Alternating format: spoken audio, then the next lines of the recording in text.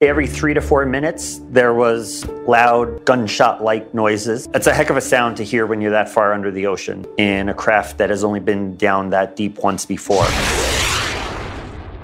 Hello and welcome to True Crime Rocket Science, the most authentic voice in true crime.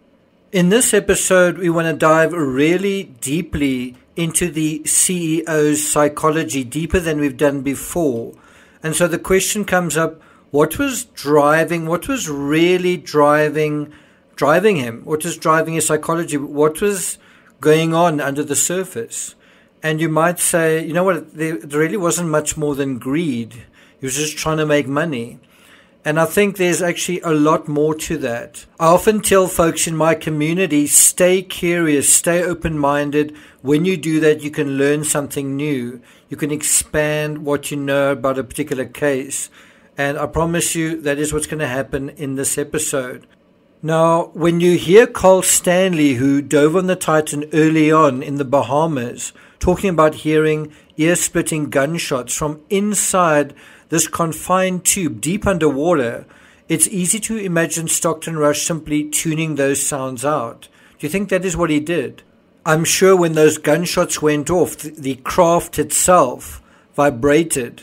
I'm sure you could feel the hull taking strain, not just hear it.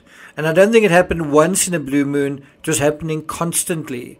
It happened right in the beginning on April 17th, 2019, a Wednesday, when the Ocean Gate set a world record with the first manned submersible to take a dive team of 4 to 3,760 meters. It's not that the CEO didn't hear it or wasn't aware of it. I think it's something like he tried to have a thick skin about it.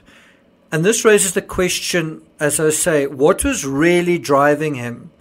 If you imagine he was quite scared as well, and I believe he was, what was going on in his psychology that was significant enough to overcome that rational fear? And you might say greed, but he already had money. He was already a millionaire. What significant thing was brewing in his psychology? And greed may have been part of it, but something beyond that was really driving him to overcome this fear. And bear in mind, it's a rational fear. The answer is an irrational fear. But the question is, what exactly? What kind of irrational fear? Before we get to that, if you haven't subscribed to the channel, please do. Welcome to the thousands of you who have subscribed. For those interested, if you've not watched any of the true crime coverage on this channel, I'll be doing a really interesting episode on the JonBenet Ramsey case, and I'm going to be starting a series on the number 1 clue we all missed, number 2 clue we all missed in terms of the Long Island serial killer case, so look out for that. If you're enjoying this episode, please do me a favor, make an effort to like, share, leave a comment. You can also hit the thanks button, and let's get started. And I want to get started with dissonance. That is something that, having studied Stockton Rush for some time, that is something that you notice with him. Dissonance. What is dissonance? It's a lack of harmony. It's a discordance. It's incongruity. It's a discrepancy. It's a disagreement. And another word that even comes up with that is tension. And so the same dissonance you have with this man, in a way you have with this craft. You have tension inside this man that you're maybe not aware of or where it comes from. And also tension inside the craft. Well, not only is Stockton Rush an outlier by his own admission in terms of the submersible community, even in terms of his own crew, one has a sense that tourists look to P.H. Nargile for credibility and trust. And I think there is an analogy in this idea of the CEO borrowing strength from big brands like Boeing and NASA in order to afford his own non-entity, his submersible that wasn't certified, with some kind of semblance of reliability. To do that, he's got to borrow strength from these other well-known companies. But if you really think about it, what you've got is an aerospace engineer, not a engineer of aeroplanes. Aerospace, it's slightly different. And what he's doing is borrowing design concepts meant for outer space and applying them to the deep ocean. On paper, it may sound impressive, but it's a little like the CEO of an electric car company saying that his knowledge of, say, lithium batteries or ABS brakes will help him run a social media platform. Not really.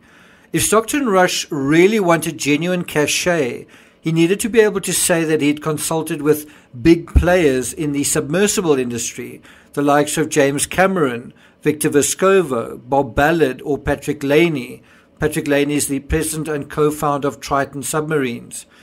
I don't know the truth of the Boeing-NASA association, but if Stockton Rush lied about or exaggerated his submersible's attributes, then I want to suggest that he may have done the same about himself. He may have exaggerated certain things about himself. It's this idea that there's something fundamentally flawed or defective or not quite good enough. And then in order to make up for that, to make that perception go away, one overcompensates by drawing strength from some other source.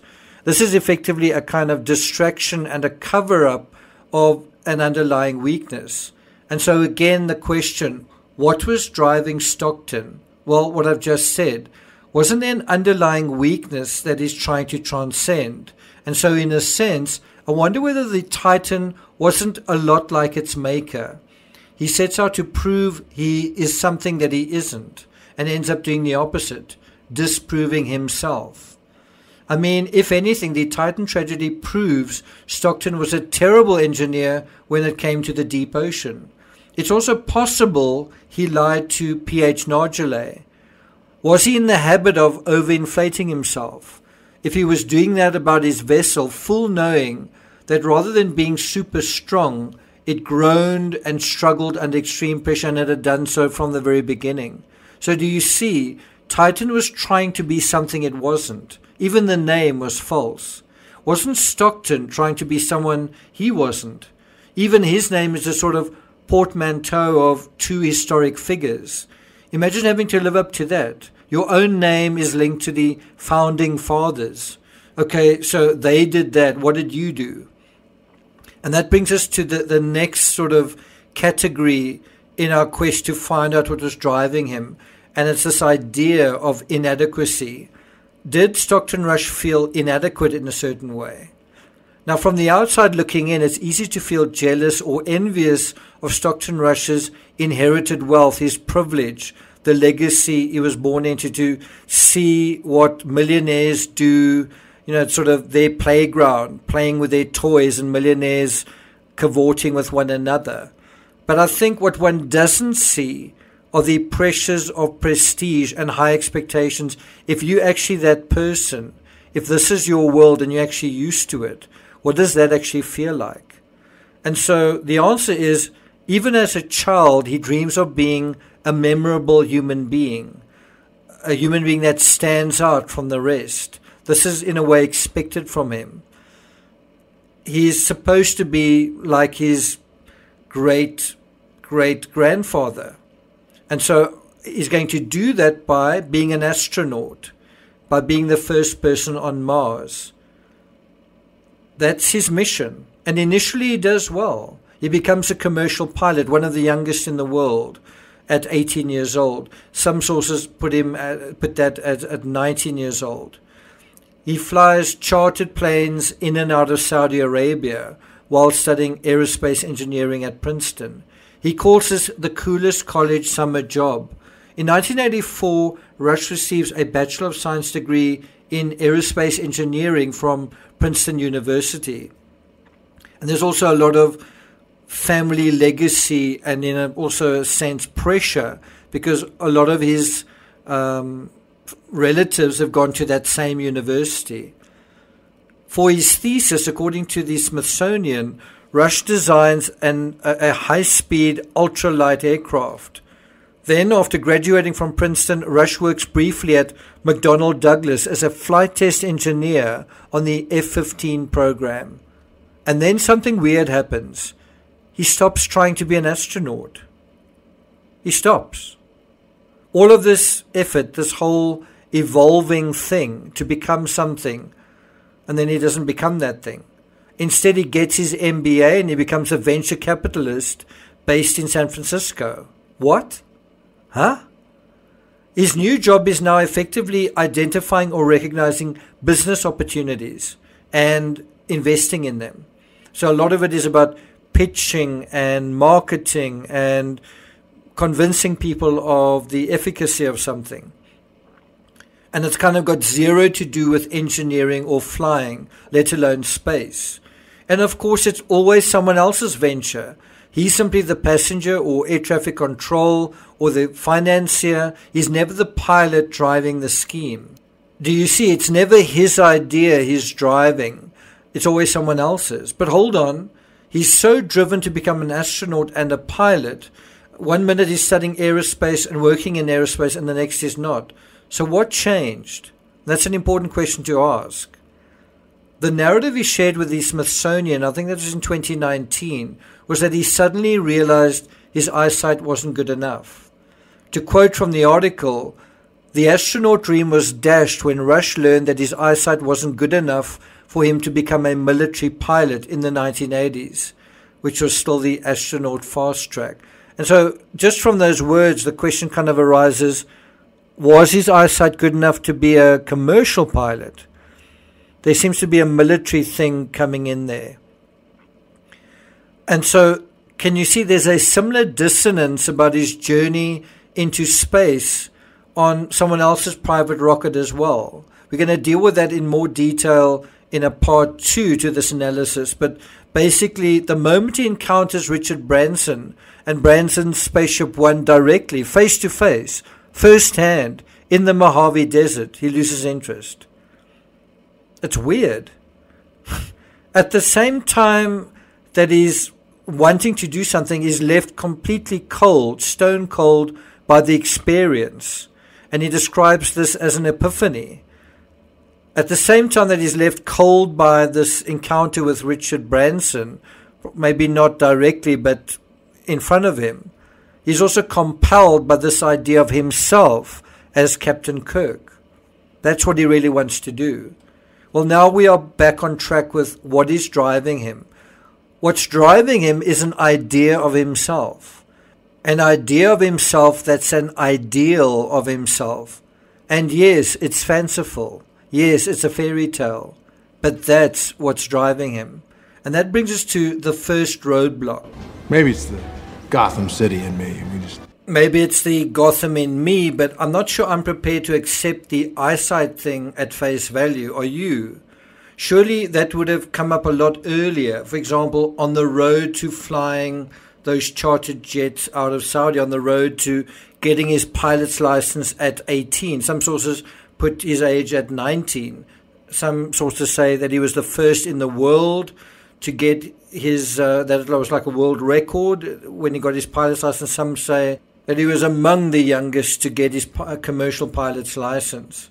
Also, I doubt his eyesight deteriorated from wherever it was in his teens to wherever it was in his mid-20s when he quit. The modern Rush also, you never see him wearing glasses. Now, as Magnum PI would say, I know what you're thinking. You're speculating. Well, in the OceanGate thing, more speculation could have saved lives. So let me do my job. My job, incidentally, isn't reckless or unfounded speculation. It's reasoning based on analysis. It's forming a theory based on firm evidence and facts. And I've been doing a lot of analysis. I've been looking at a lot of evidence and a lot of facts. I've already done plenty of rational analysis. Well, I hope so. And so now the time comes to fill in a missing piece of the psychological puzzle. Are you sure you want to hear this? The question is, what was driving him and where did that dissonance come from? What was its source?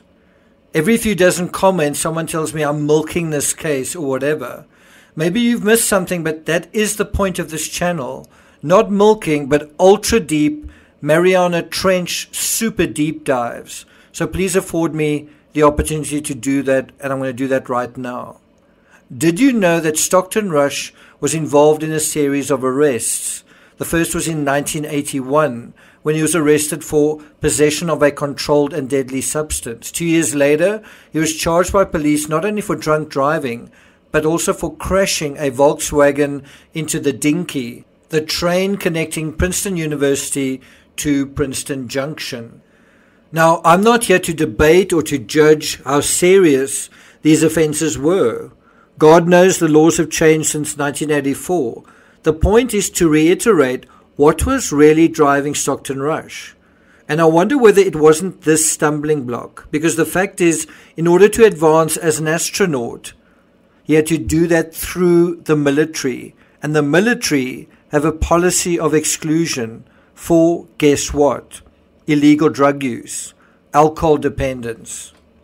Now, you might argue that Stockton's sins as a college kid were neither here nor there, no big deal. Lots of kids get drunk, some get arrested, a few crash into things. I just find it interesting that the tourists who boarded Ocean Gate seem to be aware of a policy of no alcohol on board. I registered that this seemed a little off early on, and I just sort of wrote it off as Ocean Gate not wanting to get tied up in a lawsuit.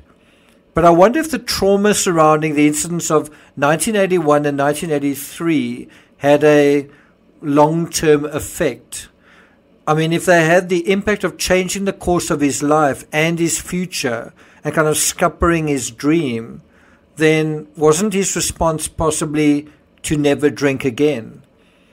And now let's refer to the Princeton Alumni Weekly. And this is a reference to, I think, his father. From 1953 to 1955, his father was a U.S. Marine Corps.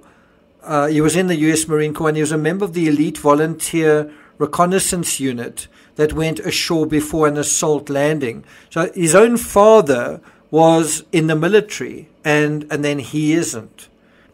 His own father had a career in the oil and gas industry, and as far as I know, the money that he inherited, he used in terms of his venture capital business. But anyway, his father established also the Recovery Institute and had a prominent role in the education of alcohol abuse.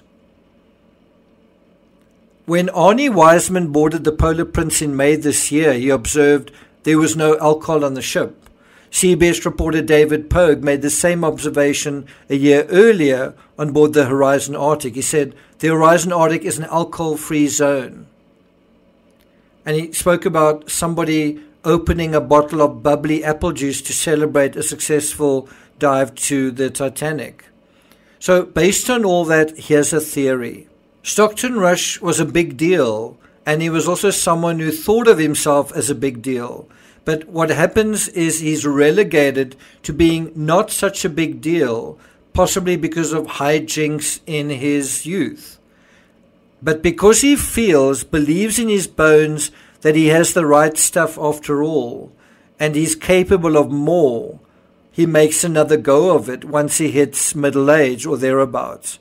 He sees all these success stories, Musk, Bezos, Branson, Cameron, and he's tempted to imagine, why not me? Why can't I be Captain Kirk? If I built my own ship, why can't I be the captain? And so that's what he does. And after being through what he's been through, does he still want to be told what to do? Does he want to be reminded of the rules? Does he want some authority figure telling him what he can and what he can't do?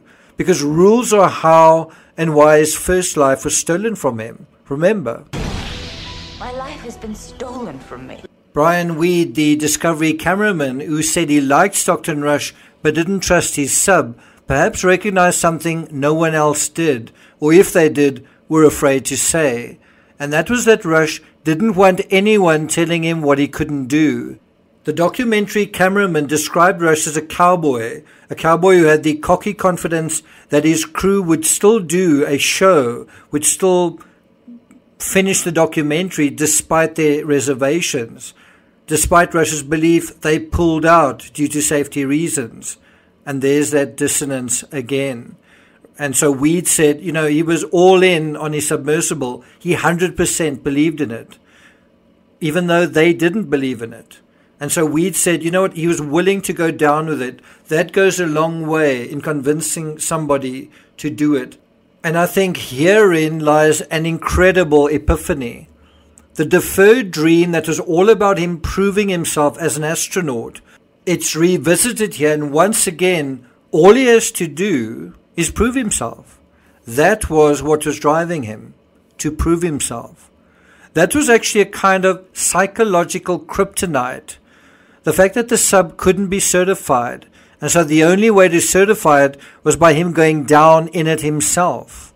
But every successive time he did that, he only cracked the already broken, fundamentally flawed and defective vessel all the more. And so, because he had inextricably linked himself, his persona, his personality, his ego to this craft, proving himself in a sense saying, you know what, I'm good enough, I'm safe enough, meant proving his craft was good and safe as well. And his craft, like the man, was something different. It had actually already broken a world record. But after that, every proving moment was like living on borrowed time, was living off essentially a broken record. In the end, that is what Stockton proved. Not that something was fixed, but that something was broken. Not that he was right and knew better, but that his critics were right and that they knew better. That is a hard lesson to learn after a sort of a life lesson that you've already learned. If you ask, why did he have to take other people down with him? The answer lies with the original question. In order to prove himself. In order to prove himself, he needed people around him to see him in action, to see him succeeding, or as it turned out, experience their last moments, sharing in his failure. I'm not going to take it further than that in this episode. I will be doing a part 2 where we'll take this analysis even further. This analysis in terms of what was driving the CEO. I hope you found this analysis interesting. I hope you've learned something. I hope I've taken you somewhere in your thought process that you haven't already been.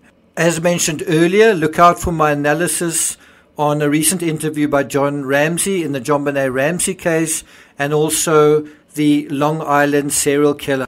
I'll be doing similar psychological deep dives that we've done here in that case as well. Thank you for listening, and I'll see you guys next time.